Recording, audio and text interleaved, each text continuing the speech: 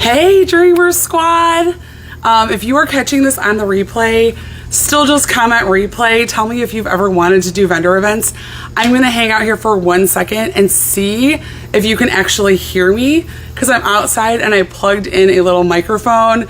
So I'm going to see if anyone can actually hear me and if it's staticky or not.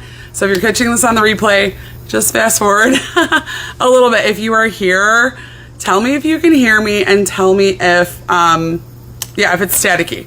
Ooh, let's see if I can actually see comments. I see some of you guys are here. Hey guys. Okay, awesome.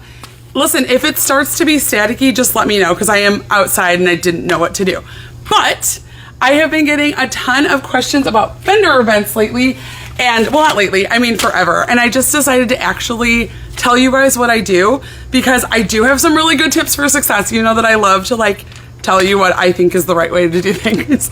So anyway, I want to show you some of the best, most important things for a vendor event, okay? So tell me if you have done vendor events, if you feel like they're successful, if they make you nervous, tell me what you think, all right? So first of all, I'm going to tell you, I'm going to try to cut to the chase first, and then I'll give some more tips when I'm done, okay? The most important thing, okay, wait, I'm going to swipe away comments for a second so I can make sure you can see my screen. Okay. The most important thing that you can do at a vendor event, I've got two most important things, okay? Is number one, to stand or sit, whatever you're going to do, but be in front of your table, okay? If I can help it, I think only 1 or 2 times have I ever had to be behind my table. Being behind your table means you can't move. It means you can't be approachable, and it means it's harder to put twosies on people. And we know that putting twosies on people is what actually sells the nails, sells the idea, sells the opportunity, sells everything about it, okay? And unlike a Facebook party, at a vendor event or at an in-home party, you can actually put nails on people and watch their minds be blown and talk to them just like this, just like we're talking right now, okay? So the second thing that I think is the most important part of your vendor event is to have a twosie station, all right? I have done vendor events with big tents, small. The other day, I literally only had a 4-foot table. So it's like product schmaduct. You have some product out, but what I want out is a twosie station, all right? Now you can do this a million different ways, but what I do is I have my twosies. I've got a little bin of nail files and cuticle sticks so that while I'm showing them what to do, I can make it look good as quick as possible. I've got rubbing alcohol, and then I've got cotton pads ready to go. I've got them all on a tray, and usually it's super full, okay?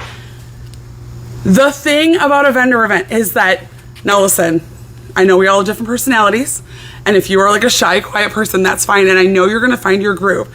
But no matter who you are, I think if you're doing a vendor event, just channel your inner chipper, bubbly self, okay? Because you're standing in front of your booth, and everyone who walks by, you're just hey, have you heard of Color Street? Have you heard, it's dry nail polish. Have you heard of Color Street? It's dry nail polish. And they're gonna kind of look away. And or they might look for a second because they've got pretty nails or bare nails, whatever, and they're what? Dry nail?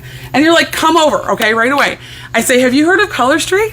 It's dry nail polish. And I'm come on over, I'm gonna show you how it's done. It's so easy. I'm gonna show you right now. And then I am telling you, you kind of have to force it on people. You can try to be cute about it, but you're gonna have to kind of force it on people because you know what it's like when you're somewhere. You don't want to be sold the snake oil, right? So you try to walk by. So you're come on over, I'm gonna show you how it's done. While I am saying that to them, I am looking at their nails. If they've got bare nails or chipped polish, I am do you want to, I'll do this on you right now. Do you want to do it? I'll show you how. Or here's another thing. You have to go there and be prepared to sacrifice your mani. I'll talk about this more later, but women with gorgeously perfect manicures are not gonna want your twosie on their nails, but you still have to show them how it's done, okay? So I am willing to sacrifice my mani every time. And I say that, I'm oh, if you don't wanna do it, I'll show you on me. Here's the magical thing about a twosie. I'm resetting my timer. Here's the magical thing about a twosie, okay? There are 2 of them. The absolute best way to use a twosie, now it doesn't happen every time, so don't worry about it, but the absolute best way to use a twosie is to take one and do it on yourself and give the other one to them. So wait, you take one, give one to them, and do one on yourself. so that you are opening this up. You are literally walking them through the steps. I don't have scissors. You're literally like, I peel the nail polish off. I take the white clear tab off. I put it in the trash can.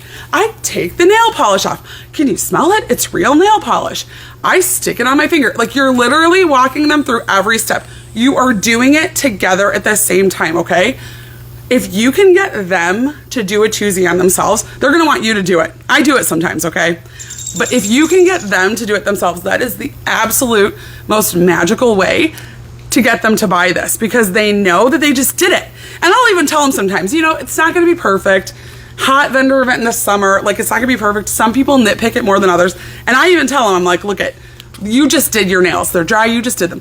Yeah, I know it doesn't look perfect right now, but imagine you were at home, you are on your couch, you are like in your favorite pajamas watching your favorite show, and you do your nails. It like blows their minds, okay? I think that the other thing is, so like I said, we're at the vendor event, right? And I'm like, have you heard of Color Street?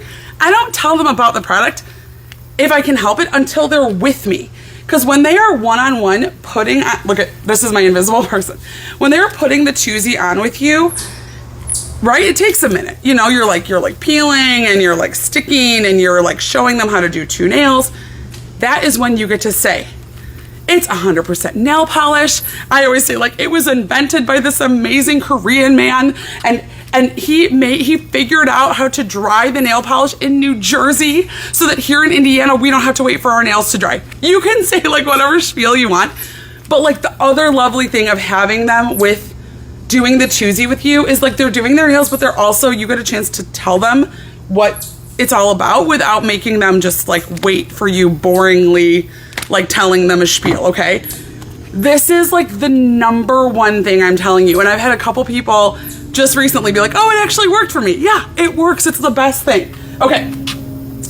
Other quick tips. Okay, I've told you the best part. So if you are bored of me, you can leave the video now.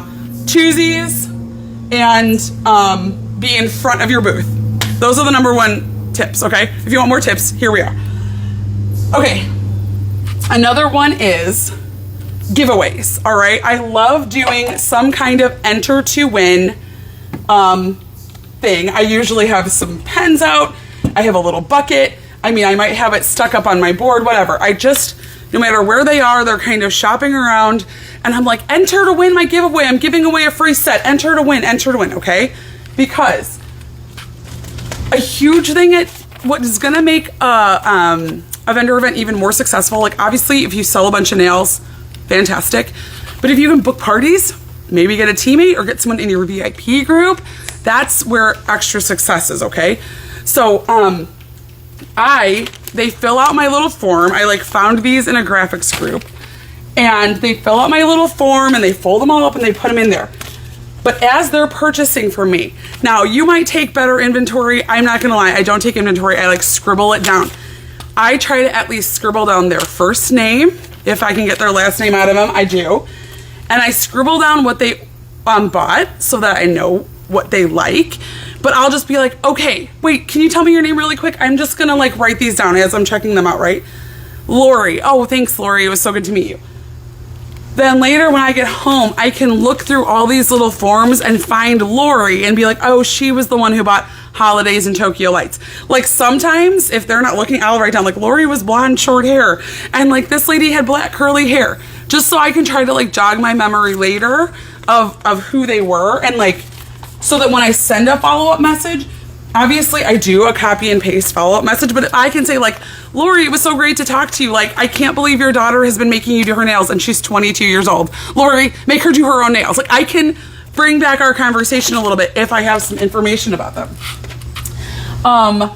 Other quick tips just for you, okay?